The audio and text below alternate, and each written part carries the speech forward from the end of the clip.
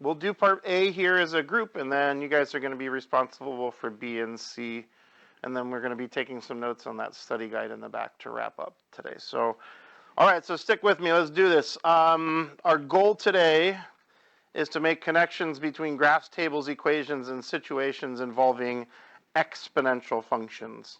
Now, if I change that one word, exponential, to linear, you should be very confident with that already. Do you guys feel confident making connections between tables and graphs and equations and situations for linear functions? We reviewed that Tuesday with our warm-up. We talked about what's the connection between the y-intercept and in the equation and the graph, and where does this slope come in the equation and the graph and the table. We didn't talk so much about situations, but so our goal today is a pretty big one. We want to be able to move between these things in the same way, but with exponential functions this time. So we're going to start off with part A here, and I'm going to ask everybody to read this to themselves. While you're reading, please underline any words that you are not sure of, and we will talk about them here in a second. If you finish reading before we get back together, go ahead and read it again.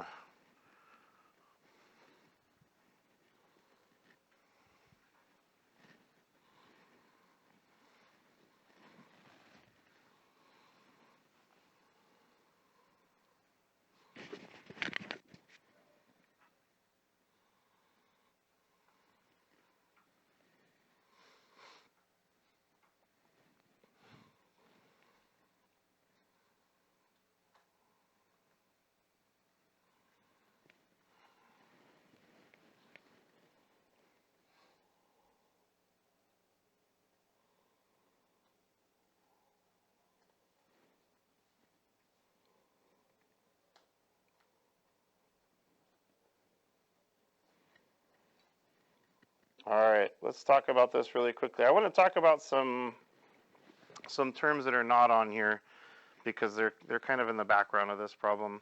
Do you guys know what investing is? I'm sure you've heard that word before. Do you guys know what it means? Anybody want to help us out with that? What does it mean to invest in something? Oh, there's lots of meanings. What does it mean to invest money into something? You guys know how that works? Are you interested in knowing how it works? It is probably one of the best ways to make a bunch of money over time without having to do a whole lot of work for it. Hopefully you guys will all do it at some point in addition to working hard in some kind of business or industry. So let me just give you there's a lot of different ways to do it. One of the ways you can do it is investing in a company. Okay, and when you invest in a company, basically you give them some money, but you're getting something in return for that money. When you give them some money, it's kind of like you're giving them a loan. Okay, you're going to give them some money. They're going to use that money to, build their business or expand their business or something like that. But at the end, you're expecting to get more money back from them. So it's kind of like a loan where you're getting interest. Think of it this way. If you wanted to start a business, it's very expensive to start a business. You probably don't have enough money just sitting around to do that. So you might go off and talk to some people and get them to invest in you. You might get someone to say, yeah, I'll give you $20,000 to start your business, but I want 10% share of your company. That means they own 10% of your company. Okay, so that means that they could potentially be sharing profits with you. If your company grows and it ends up being worth $20 million later on, now their 10% share is not just worth $20,000, it's worth, well, whatever 10% of $20 million, $2 million. So they gave you $20,000, but they can now sell their 10% share for $2 million. So the idea is they give you some money to help you get started, and they hope that your business grows so that they can then get their money back, and it's going to be worth more at the end of it. So that's, in a nutshell, that's how investment works at a basic level. So one of the important things is if you do go out and invest in a company, you want to know, like, what's this company doing with my money? And the way that they tell you that is through this thing called a prospectus, which came up in our problem. A prospectus is like a packet. It's kind of like a giant book report on how the company is doing. What are they selling? Where are they growing? How many people work there? And that kind of stuff. So anyways, so we've got this technology company. It's growing really fast. The prospectus gives some information about the employees, and they said that it can be found with the equation y equals 3 times 4 to the x power. Can you guys write that for me where it says equation here? Y equals 3 parentheses 4 to the x power. In addition to that, I don't know, I just did that again. 4 to the x power, not 4 to the 4th. In addition to writing the equation, let's label the equation too, so that we know how this relates to our situation. So what is y representing in this equation? Employees. Y is the number of employees. How many people work there? And what is x representing? Years. Yeah, years since they started. Years since they were founded. When it says a company was founded, that means it was created. All right, so if we wanted to figure out how many employees they had on the day the company was founded, that would go right here. That would go right here in our table. So how are we going to find that? Well, we've got an equation. We know how to go from an equation to a table. We did this like with all kinds of functions back in chapter 1. I know it's been a long time, but do you guys remember, how do I find a y value? So this is x and y. How do I find a y value if I've got an equation and I know what x is? How do we do that? Bradley, how do I do that? If I've got an equation here and I know what x is, how can you use this equation to figure out what y is going to be? Yeah, take that x value, take that 0 and stick it in your equation in place of the x and work it out and see what this is. If you guys don't have a calculator, go grab a calculator. Grab one for your neighbor too. I'm going to type this in here. Now, I bet we could do this one in our head. We're going to put 0 in here. What's 4 to the 0 power? No. What's 4 to the 0 power? 1 times 3 is 3. This is going to be a 3 right here. But let's check it with our calculator. Let's type it in. 3 parentheses 4. Do you guys remember how to do exponents in your calculator? Look for a button that's got like a little upside down V. I call it the caret. And stick a 0 in for your exponent. Hit enter. You should be seeing 3. Are you getting 3 also? All right. Either use your brain or use your calculator to fill out the rest of this table for me. All you got to do is take the equation, plug 1 in for x, and then plug 2 in for x, and then plug 3 in for x. See what numbers we're getting. See if you can fill out all of those.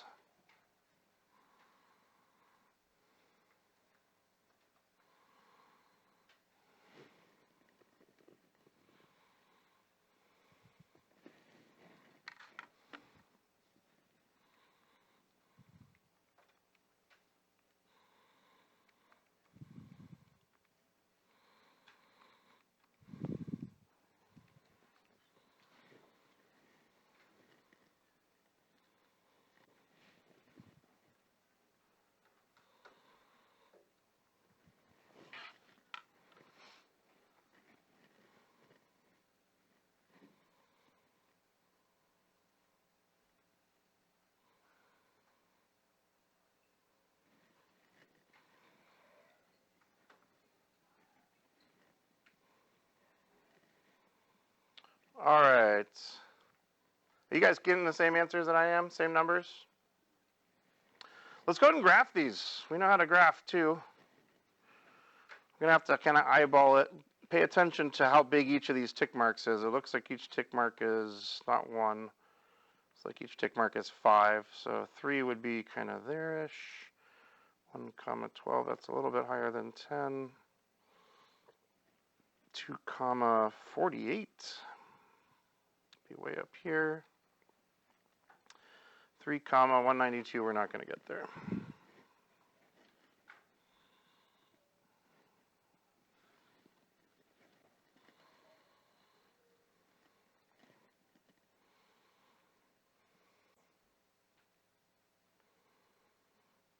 All right. Any questions so far? Here comes the big important part. We're going to make some connections. We'll come back and answer these questions in a minute, but this is the key piece, okay? So please, please, please give me your full attention for this. This will be the most important 2 minutes of our entire time together today. We want to be able to connect all of the pieces that we see in the equation to what we see in the table to what we see on the graph. So let's start with the equation. There's two numbers in our equation. The number 3 appears in the equation. Can you see where 3 shows up in our table? Where's 3 show up in the table? It shows up, I heard someone say 0. Oh yeah, when x is 0, that's this, yes. 3 showed up here as well. Where did it show up on the graph?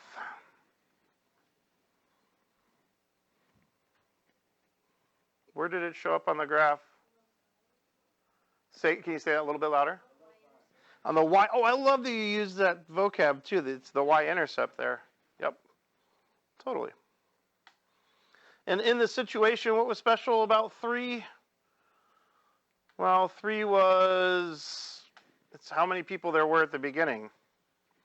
So 3, I'm going to say 3 is a starting value.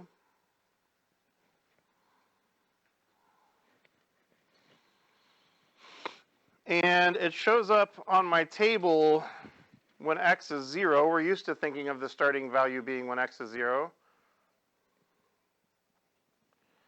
And it also shows up on the graph as the y-intercept.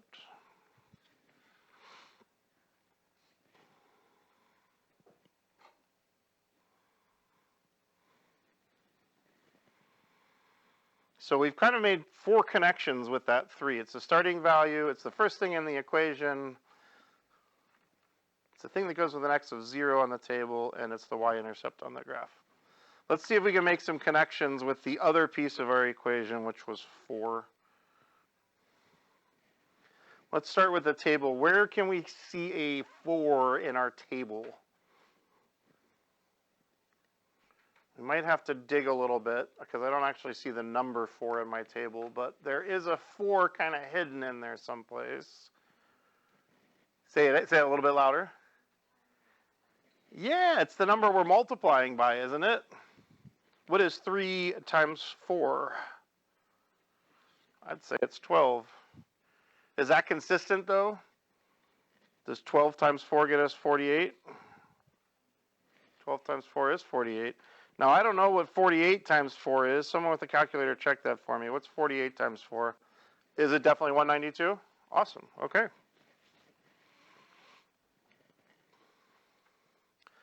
So that 4 in the equation, that's our base. Here, it's our, I like to call this our multiplier.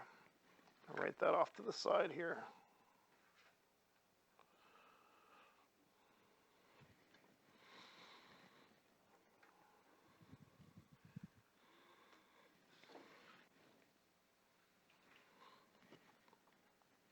Now, where do we see that 4 in the graph? This is the trickiest question of the day. What did you say? On the x-axis? Where are you seeing a 4 on the, here's a 4 on the x-axis, but what does that have to do with our graph? Okay, it is there, yep. I'd say every graph's going to have a 4 on the x-axis, though. What's special about this equation and this graph that has to do with 4? This one's a lot trickier to see. 1 over 4? What do you mean? The slope. I love that you're thinking about slope because slope goes with change, right? And it has, and this is definitely like the change here. That's a super great connection.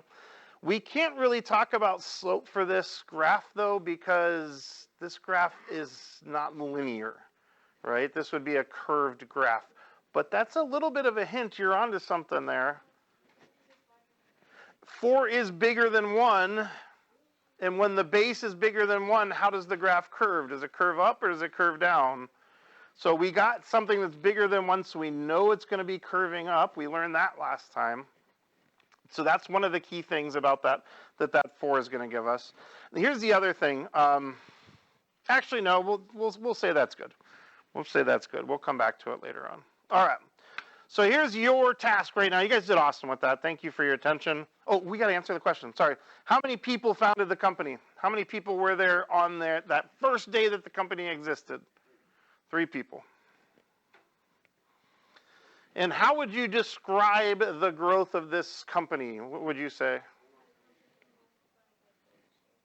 The employees multiplied by 4 each year? Ooh, I like that too. 4 times as many employees each year. And I love that both of those you were specific about how long it took. Not each month, not each day, but each year.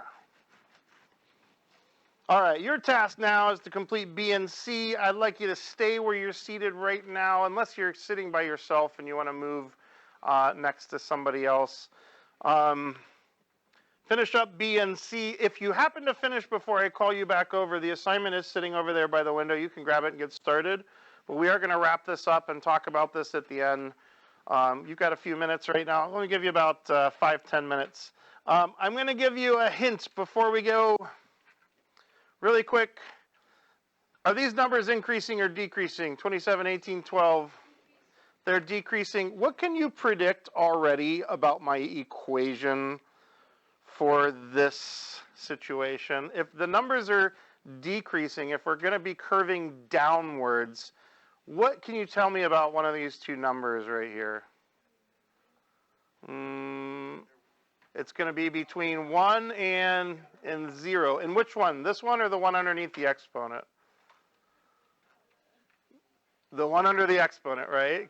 The one under the exponent. We know that this is going to be between 0 and 1 because that's what's going to cause it to go down. Okay. Get after it, guys. Let me know if you have any questions.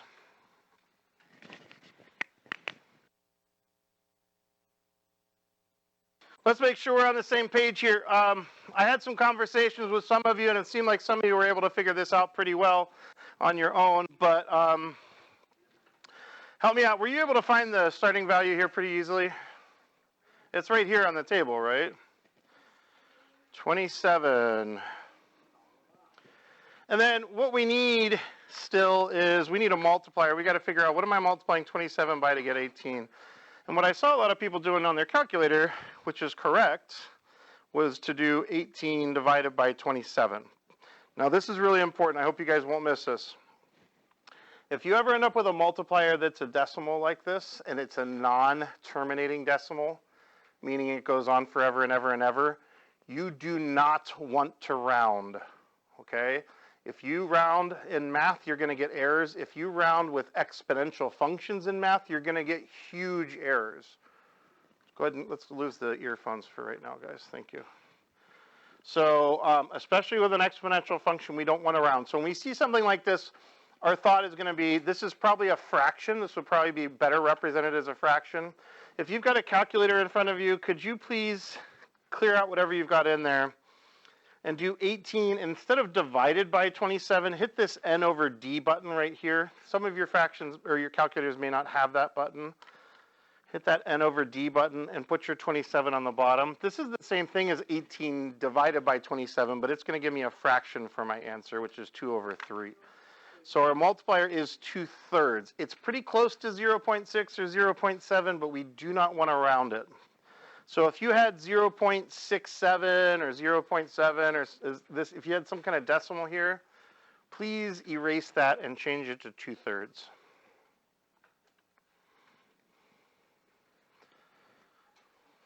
All right. We've got enough information to graph this. We had predicted that this graph was going to be curving downwards. Did your graph look something like this? Yep. Oops, like this, and then it would, we didn't actually do, but it would be at 3 and then 1.5. So it would be curving downwards, and we predicted that because why? Well, because we're going smaller. And how does this link up to that from what we learned on Tuesday? It's less than 1, but bigger than 0. So it's between 0 and 1. All right, how many computers are in the technology center? Remember, on day 0, none of them were infected. So that the day 0 would be how many there are altogether. 27. Did you guys answer that question? There's 27 computers in here. This next part is tricky. I've not had anyone get this one correct all day. What portion of virus-free computers is infected each day?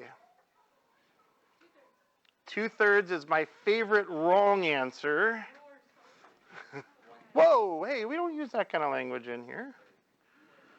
You are right. Now, where did you get that 1/3 from? Yeah, so these are the uninfected computers. 2/3 remain uninfected, which means the rest of them get infected. 2/3 of them stay uninfected. Remember, these are the uninfected computers. So each day, 2/3 are uninfected. That means 1/3 of them is getting infected. So 1/3 is getting infected each day. How many computers will remain virus-free at the end of the 3rd day? So did you guys fill out this in your table? I think it ended up being 8. All right. For our last one here, they said there was a major scandal and that they were basically lying in their prospectus when they said they had 3 employees and it was multiplying by 4 each year. They gave us some new information. How many did we start with in the new information? In the new information, they say we started with 5, which tells us that we've got a 5 at the beginning of our equation and a 5 at the top of our table. Does that match what you had? And what did they tell us the multiplier was? They didn't give us a number, but they says it doubles. What are you multiplying by when you double something? 2. So we know we're going to be multiplying by 2 each time. 5 times 2 is 10, and then 20, and then 40. And we can graph those pretty quickly. This would also be curving upwards. Does it make sense that that graph would be curving upwards? Yes, because our multiplier is a 2. Folks, we're not quite done. I really need you guys to stop talking. Give me about 5 more minutes, okay? And then you'll be free to chat for the rest of the period while you're working. We've got the back page of the packet is probably the most important piece. Our goal here is to have 1 page front and back that's got all the important notes. We filled in some information about how do we know what kind of b values are going to make the graph increase or decrease or be constant. I didn't fill out the rest of mine.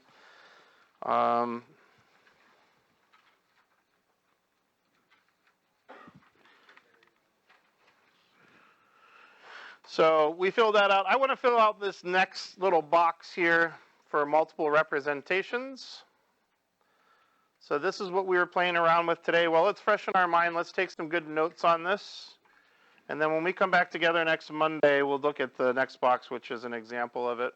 So today we started with an equation. They gave us an equation, and in that equation we had a and b. And I'm going to kind of color code this because I like to have visual representations of things. So I'm going to use purple and red. Purple for A and red for B.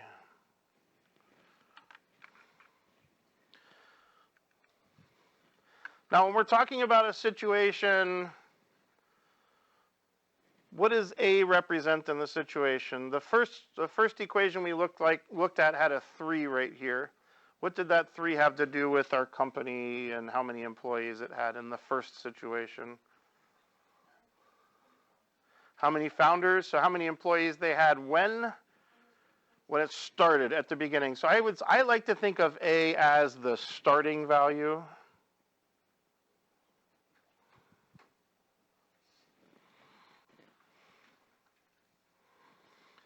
A is the starting value, and B is it's the multiplier. Yeah, exactly. Was anybody thinking change for B? It is kind of the change, except when we were doing change before, it was always adding or subtracting. This time it's multiplying.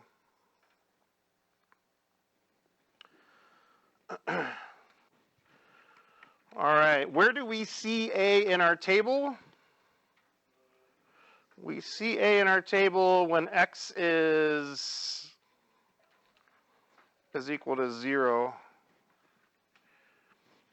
So if we ever get a table and we've got a row in our table where x is equal to, this is the very last page. Got it? Where x is equal to 0, that thing that's right next to the 0 is going to be our a. And how are we going to find b in our table?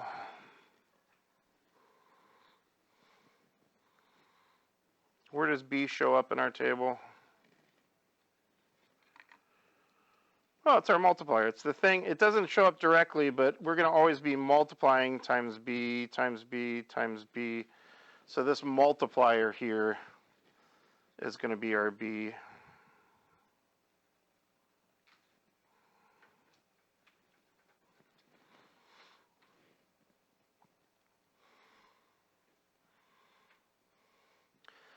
Where do we see a in the graph?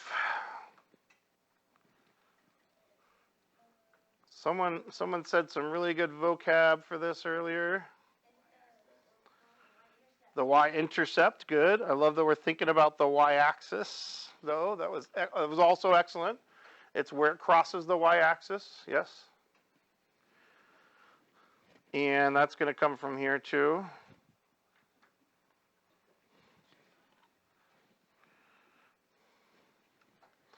And I'll show you one little trick for how to see b on the graph. This is going to come up. So go ahead and write this note down. This will be useful to you in a moment. Not in a moment, like in a week. The coordinates of this point right here would be, I'm going to put this in purple because it is the y-intercept, would be 0, comma a. And the coordinates of this point right here would be 1, comma something. I don't know what it is. But if I wanted to find this, how could I find what this is? What would I do to a to figure out? We'd multiply it by b. So if I wanted to figure out what this is, I would multiply times b to get it. So in a week or so, you're going to see some problems where I'm going to give you the graph. And you're going to have to figure out what a and b are from the graph. And you'll look at those y coordinates and you'll say, what do I got to multiply by to get from here to here? All right, this is our notes, big notes for today. If you missed anything, make sure you get that down. Ask some questions for the remainder of our time. I'd like you to be looking at the assignment. I'm going to give you a hint on the assignment. It's up on the board here too, but this is hard to see from a few places in the room. If you haven't grabbed the assignment, you could go ahead and do that right now.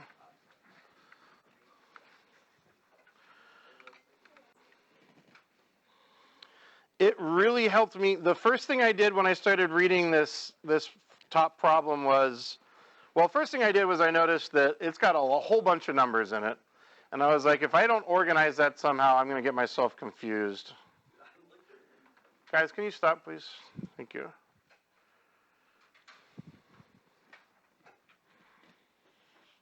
So I would recommend that you make yourself a little table to keep yourself organized.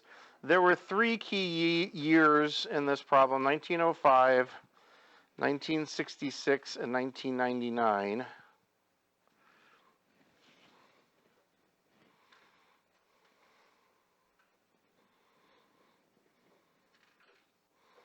And I'm going to say, since 1905 was the year, this whole problem is about a marble collection.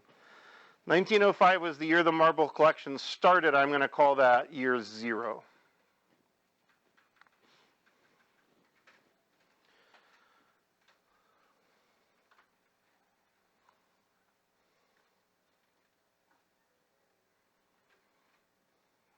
Now, there's 2 other numbers in this problem that we're going to put onto our table together, and then I'm going to step back and let you guys finish the rest. Can you guys read through that first sentence and tell me, where does 1239 marbles go? Where does that 1239 go?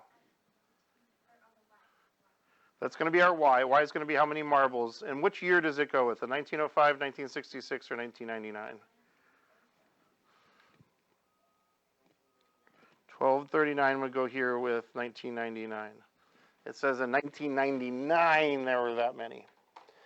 All right, there's one more number of marbles here. See if you can figure out where that goes, and that's as far as my hints are going to go for you today. All right. All right, we got a good chunk of time, folks. Let's use it.